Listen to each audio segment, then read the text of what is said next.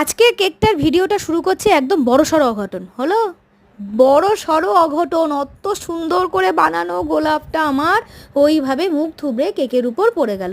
চলো তাহলে আজকে ডিজাইনটা শুরু করি। কেকটা ছিল একটা 1 পাউন্ডের ম্যাঙ্গো ফ্লেভারের কেক।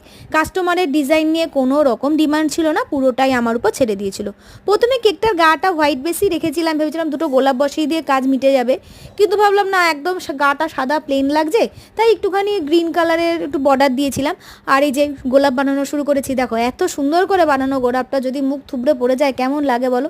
যদিও আমার সাথে এগুলি ঘটে যায়, গোলাপ মুখ থুবড়ে পড়ছে, কখনো কখনো গোলাপ গলে যাচ্ছে, এগুলি খুবই কমন। আর গরমকালে তো এগুলি হতেই পারে, এত গরমের মধ্যে কেকের কাজ করতে খুব সমস্যা হচ্ছে।